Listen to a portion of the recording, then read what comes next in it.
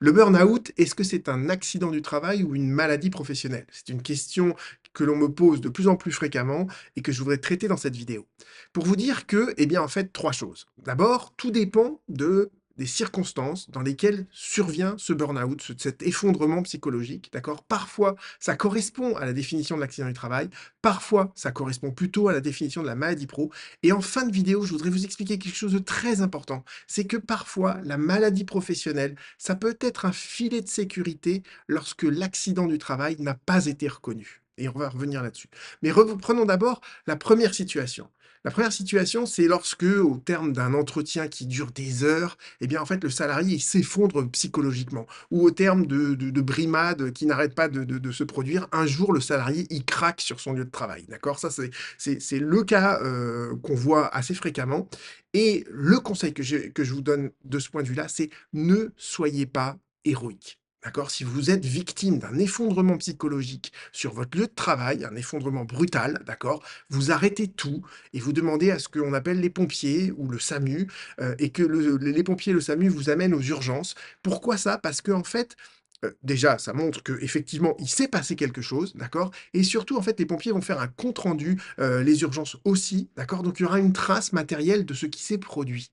Pourquoi c'est important ça? Parce que trop souvent, en fait, bah, il y a des salariés qui se montrent héroïques et d'ailleurs le syndrome du burn-out, c'est souvent de la part de personnes qui sont très investies dans leur travail, d'accord? Donc ils essayent de reprendre sur eux, de continuer cet entretien, de continuer à travailler et cetera. Ce qui fait qu'après, l'employeur, lorsqu'il fait la déclaration de travail, fait une déclaration de travail et avec des réserves. Je ferai une autre vidéo sur, ce que c'est que les réserves de l'employeur, mais en gros, l'employeur va dire: «Bah, en fait, il s'est rien passé, quoi». Et il y a pas eu d'accident, donc effectivement, je suis tenu de faire une déclaration d'accident du travail, mais dans les réserves, je dis: «Il n'y a pas eu de fait accidentel». Et vous voyez que quand on a le compte rendu des pompiers, le compte rendu des urgences, on a un compte rendu qui montre qu'il s'est bien passé un fait accidentel. Alors c'est pas souvent, enfin parfois c'est pas suffisant pour faire reconnaître un accident du travail, mais au moins que vous ayez cette preuve. Autre cas dans lesquels en fait le burn-out peut ne pas être reconnu comme accident du travail, c'est quand ce burn-out se produit lorsque le salarié est tout seul, où il n'y a pas de témoin de ça. Et souvent, les caisses écrivent dans leur décision: «Je ne peux pas reconnaître le fait accidentel car il n'y a pas eu de fait accidentel prouvé à part les déclarations de la victime». Donc, ne soyez pas seul, entre guillemets. Donc, les pompiers sont là, entre guillemets, pour être un tiers. Mais si vous êtes absolument seul, ben, vous sortez votre téléphone mobile, d'accord? Vous enregistrez ce qui se passe, vous dites: «Voilà, je me sens pas bien», etc. Utilisez votre téléphone mobile, comme ça, vous aurez une preuve objective de ce qui s'est passé sur votre lieu de travail. Voilà.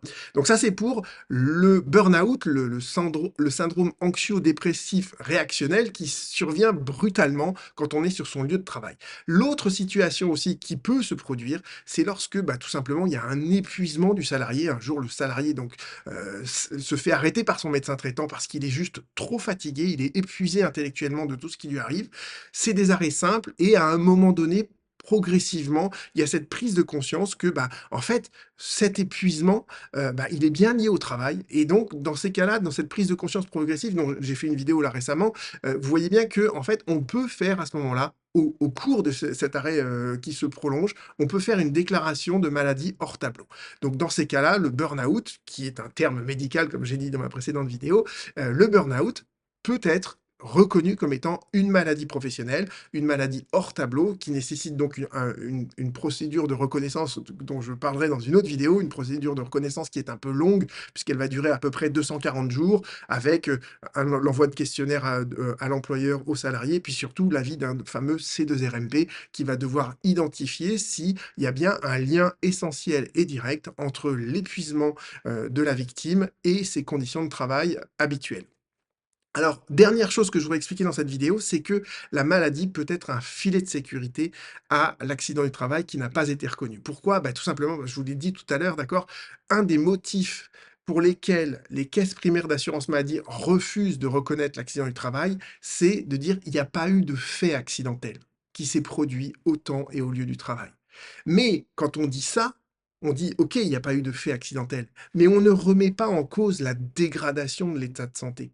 Donc vous voyez que s'il n'y a pas de fait accidentel, bah, ça laisse la place à la possibilité de le faire reconnaître cette dégradation, cet épuisement psychique comme étant une maladie professionnelle. Donc une fois que l'accident a été rejeté, rien ne vous empêche de faire une déclaration de maladie professionnelle pour le même syndrome de burn-out, d'accord? Et on ne pourra pas vous opposer le fait que l'accident du travail a été rejeté parce que le motif de rejet de l'accident du travail, c'est simplement que ça ne correspondait pas à un accident. Mais ça n'exclut en rien que ce ne soit pas une maladie.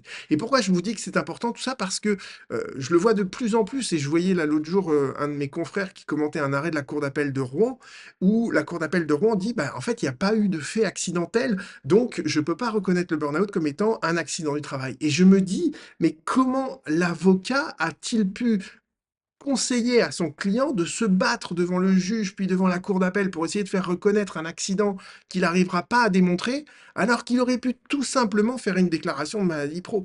Donc avant d'entamer une instance devant un juge, avant d'aller se battre, et ferrailler, pour essayer de faire reconnaître l'existence d'un accident du travail, faites une déclaration de maladie professionnelle. Et d'ailleurs, les 2 ne sont pas exclusifs l'un de l'autre. Vous pouvez parfaitement contester l'accident du travail devant le juge, tout en faisant une déclaration de maladie professionnelle. Donc gardez ça en tête, d'accord? Le burn-out, ça peut être un accident du travail, ça peut être une maladie et ça peut être une maladie après que l'accident n'ait pas été reconnu. Je vous remercie, à bientôt.